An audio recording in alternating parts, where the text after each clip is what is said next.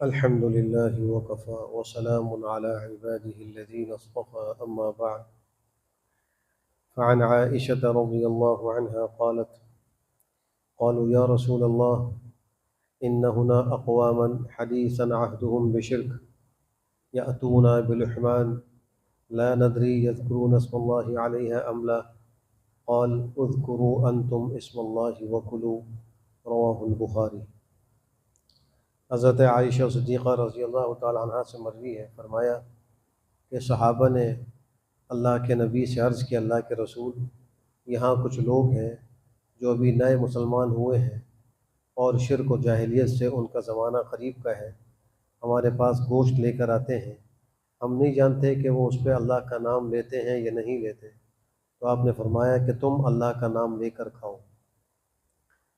اس حدیث شریف میں چند نو مسلموں کے حوالے سے ایک سوال پوچھا گیا، اور گمان یہ تھا کہ شاید وہ لوگ ابھی اسلامی احکام سے واقف نہیں ہیں، تو ذبح کا طریقہ بھی نہیں جانتے ہوں گے، اور جاہلیت میں غیر اللہ کے نام پر ذبح کرنے کا دستور چلا آ رہا ہے، تو ہو سکتا ہے کہ انہوں نے اللہ کے نام پہ جانور ذبح نہ کیا ہو۔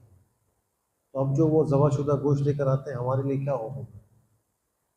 تو آپ نے فرمایا کہ تم اللہ کا نام لے کر اس کو کھا لو، تمہارے لیے حلال۔ اس کا مطلب یہ ہوا کہ بغیر کسی دلیل کی بنیاد پر بدگمان نہیں ہونا چاہیے کہ وہ گوشت حلال ہے یا حرام، جب تک کوئی دلیل موجود نہ ہو۔ اب اس حدیث شریف سے لوگوں کو ایک مغالطہ ہو گیا، اور انہوں نے یہ کہنا شروع کر دیا، بالخصوص وہ مسلمان جو عرب ممالک میں یا یورپ اور امریکہ میں رہتے ہیں، کہ جو بھی گوشت تمہارے پاس آئے حلال جانور کا، چاہے وہ مشینی ذبح ہو یا کسی کافر نے ذبح کیا ہو، حدیث شریف میں حکم ہے کہ بسم اللہ پڑھ کے کھا لو، تم کھا سکو۔ تو یہ غلط فہمی لوگوں کو، اگر بنیادی اعتبار سے جانور غیر شرعی ذبیحہ ہو تو اس کو کھانے والا چاہے لاکھ دفعہ بسم اللہ پڑھے، وہ حلال نہیں ہوگا۔ جب ذبح کرتے وقت اس کو شرعی طریقے سے حلال نہیں کیا گیا اور یقین سے یہ بات ثابت ہو جائے، تو اس پر بسم اللہ پڑھ کر کھانے سے کوئی فرق نہیں پڑتا۔ عموماً جو مشینی ذبح ہوتے ہیں، جو باہر ممالک میں گوشت ملتا ہے، وہ مشین سے جانور ذبح ہوتے ہیں، اور سلاٹر ہاؤس ہوتے ہیں، اس میں جانور ہزاروں کی تعداد میں ایک دن میں ذبح ہو رہے ہوتے ہیں، اور اس کے اندر بسا اوقات ہر جانور پر بسم اللہ پڑھ کے چھری نہیں پھیری جا سکتی۔ تو اگر کچھ جانوروں میں بسم اللہ پڑھی بھی گئی، لیکن کچھ جانور ایسے ہوں گے کہ ان پہ بسم اللہ نہیں پڑھی گئی اور وہ مشینی چھری سے ذبح ہو گئے، تو وہ جانور حلال نہیں ہے۔ اس لیے مشینی ذبح جو بھی باہر ممالک میں گوشت مل رہا ہے، اس میں ضرور احتیاط کرنا، اس کی تحقیق کرنے کہ وہ حلال ہے یا نہیں۔ حتیٰ کہ خود سعودی عرب کے اندر بھی ایسے ذبیحہ مل رہے ہیں جو شرعاً ٹھیک نہیں ہیں، لیکن لوگ ان کو استعمال کر رہے ہیں۔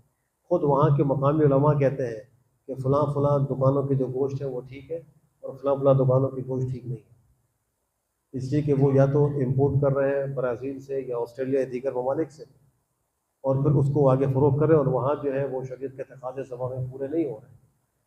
تو بالخصوص وہ مسلمان جو ان ممالک میں رہتے ہیں، وہ حلال گوشت کے کھانے کا ضرور اہتمام فرمائیں، اس مغالطے میں نہ پڑے کہ حدیث میں یہاں یہ حکم دیا جا رہا ہے۔ یہاں تو ان لوگوں کے بارے میں خاص سوال تھا جن کے بارے میں ایک بدگمانی ہو رہی تھی کہ شاید وہ طریقہ صحیح ان کا نہ ہو، لیکن جہاں یقین سے معلوم ہو کہ ان کا طریقہ ذبح کا ٹھیک نہیں ہے، جیسا کہ مشینی ذبح میں عموماً ہو رہا ہے، تو وہاں بسم اللہ کے پڑھنے سے کوئی فرق نہیں پڑے گا، وہ جانور حلال نہیں ہوگا۔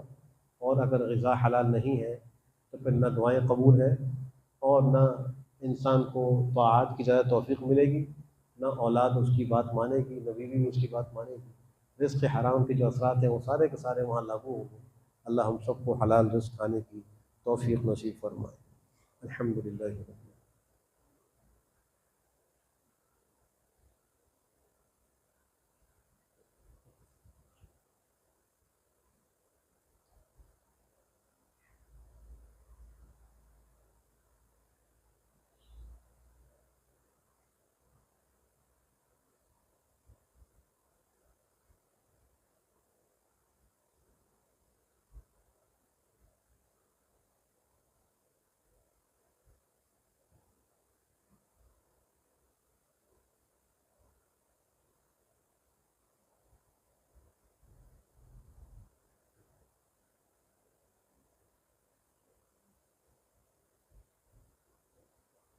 برحمتک یا ارحم الراحمین.